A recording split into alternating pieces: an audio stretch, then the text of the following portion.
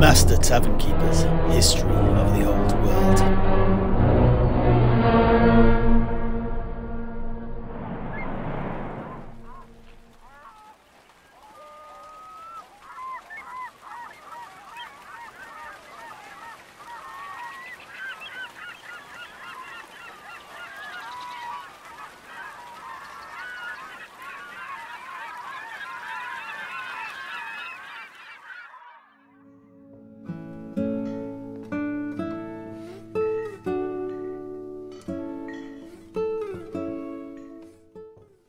Right then, neophytes, let us get back to what Engla Brack was saying about the priests of Manann.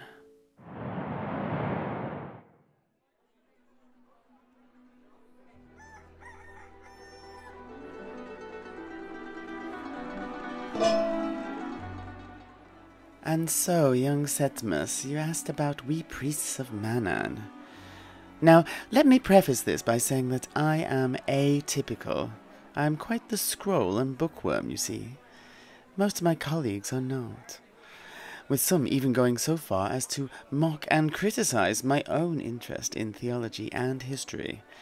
Of course, these buffoons soon come to regret that. I find that a bit of cutting sharp wit goes a long way, and I know that what I do pleases the Lord Manann, for he loves the telling of stories, especially when they concern him, and what better way to become a good storyteller than by learning and performing stories? I'd say that I know more than any one of the other priests out there. All that said, though, there is at least one thing that my rivals, my fellow priests, and I do have in common. It is that we all seek our God's favour, and we seek it in everything we do, every aspect of our worship and daily practice.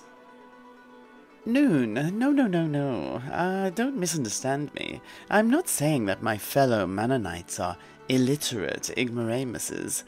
They have at least read 11 books.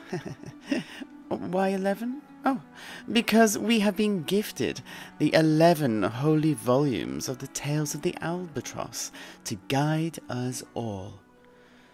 If you ever spot a priest of Manann with a book, I guarantee it will be one of these. Oh, what's in them?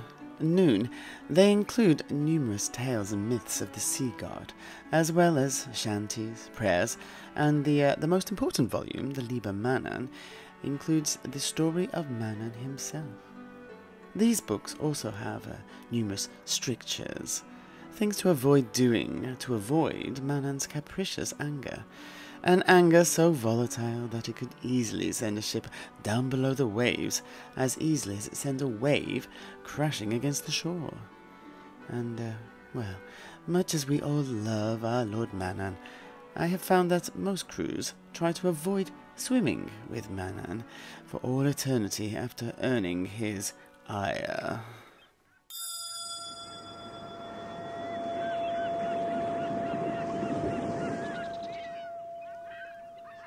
Oh, so what sort of strictures?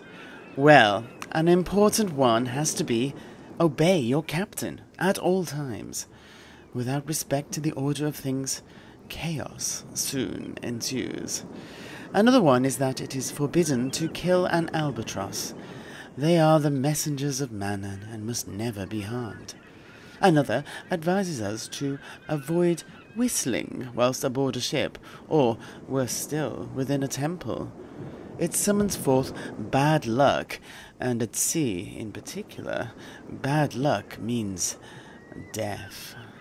However, for the captain, or the boat's steersman, the book recommends that you actually do whistle, gently though, and only whilst sailing or steering the boat. It is said that it will bring you a good headwind. Another no-no is that it is forbidden to embark on a voyage on the 13th day. Bad things happen where 13 is involved. I know not the reason, but empirical observation has led us to this conclusion. Also, never cut your nails or hair whilst at sea, or if you do, do not throw the clippings into the sea. They are unworthy offerings to Manann. They must be disposed of in port. Oh, and speaking of port, another thing that will bring you bad luck is looking back to port once you set off. It has also been observed that pouring wine overboard, having a black cat on board, throwing stones at a ship or into the sea, and saying the word drowned whilst at sea are all also bad luck. On the other side of the coin, to bring yourself good luck, the Tales of the Albatross tells us to do the following. Be sure to pour wine on the deck. Throw the first fish caught each day back as an offering to Manann. Keep a ginger tomcat aboard. Hang a goat, or better still a beastman, from the mast, and be sure to place a silver coin below the mast. It also says that if you toss a gold coin into the sea, luck will come to you, and if you fall overboard, likewise a gold coin given to Manann will save your life.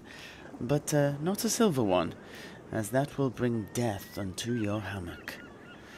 And finally, it is very important that your figurehead should be a naked woman, as this calms the sea, although some think having a woman aboard is bad luck.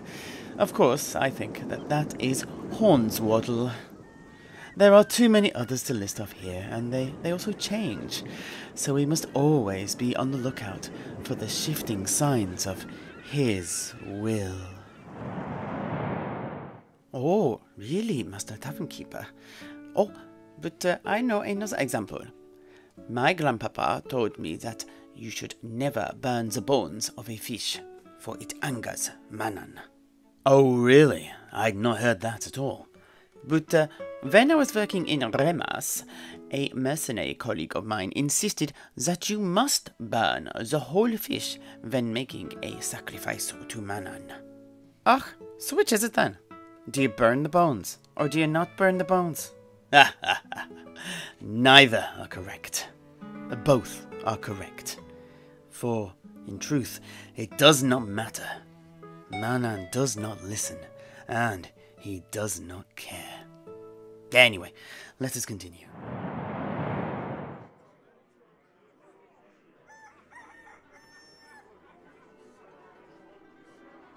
But the book does also tell us how to make penance for infringing on these strictures. There are numerous rituals to perform, as well as what you might call acts of attrition. The shedding of blood usually does the trick, a few strokes from the cat of nine tails being the most common, but sometimes, a ducking, or a hanging, or even a keel-hauling will be necessary. By Ulrich's beard! Indeed. This is the more extreme version of the cult, though. The cutting edge, so to speak, whilst out at sea. But the land temples are no better. Many demand the offering of a fish and a coin for even stepping over the threshold. In others, it is forbidden to even enter on certain days, unless you bring a certain shell filled with seawater, and of course, a coin to offer up to Manann. On yet other special days, you are not allowed to enter if anything you wear is made from a creature of the sea. You must remove the garments and offer up a coin in penance. Now, well, this is my own opinion, but in short, I feel that the accruement of money and increasing of influence on the behaviors and thinking of their followers seems to be the overriding drive of the cult, as opposed to the glorification and worship of Manann.